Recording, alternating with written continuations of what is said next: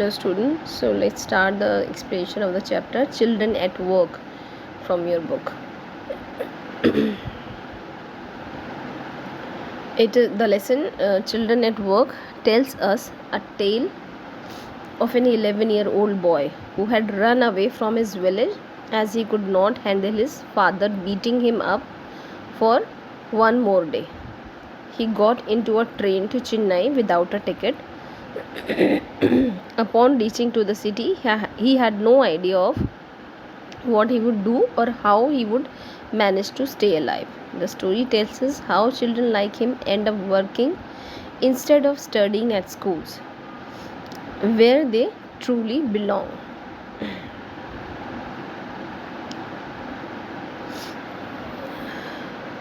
Velu could not get off the Kanyakumari Express train easily when it arrived at the Chennai Central Station.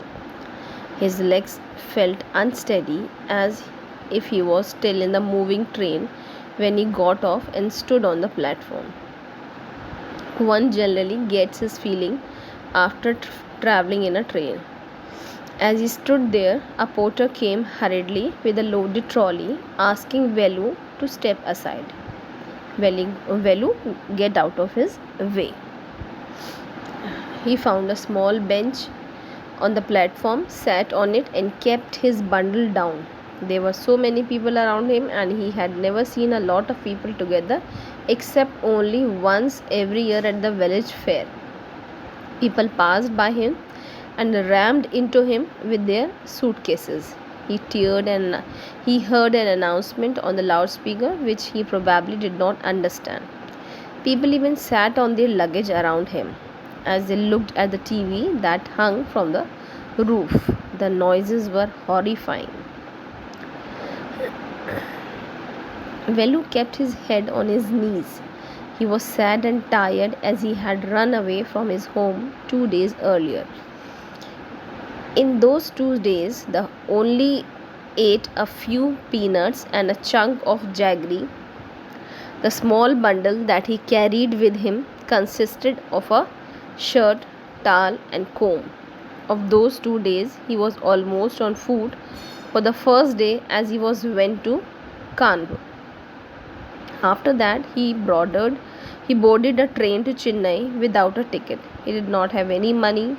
Luckily for him, the ticket collector did not check the unreserved department. He tried sleeping on the floor near the door but couldn't because a group of men sitting near him played card and made noise a lot. Suddenly, Velu heard a rough voice saying, "Hey, what new town? Huh?" Upon hearing this, he opened his eyes and looked around to see who said it. But no one was looking at him. He heard the voice again from behind, telling him to look there. As he turned back, he saw a girl of almost his age, wearing a loose banyan that was so big that it almost reached her knees. Her hair was hardened and somewhat brown in color. She carried a big bag on her shoulder in which she put all the dirty cups she collected from the floor. Velu wondered why she was talking to him and why she was wearing a loose banyan, as the banyan is generally worn by the males. As Velu was wondering about all this stuff, the girl told him to stop staring at her mindlessly. She asked his name. He told her it was Velu.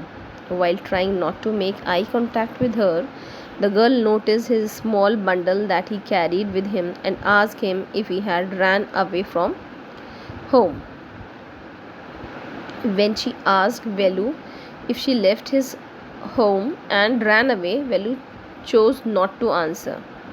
He chose not to share it with someone unfamiliar. He had actually run away because he had enough from his father hitting him and could not take it for one more day. His father would take away all the money Velu and sister earned to pay for his drinks. The girl continued to talk and told him not to think that she is unaware of the people running away from their homes. She in fact told him that the place had too many children like him. He asked him what he was going to do there and if his intention was to become rich like most children. As she spoke, she sat beside him. Velu moved away a bit. Velu was extremely hungry by that time and could even feel a pain in his stomach because of it. As he pressed his stomach with a painful expression on his face, the girl asked him if he was hungry.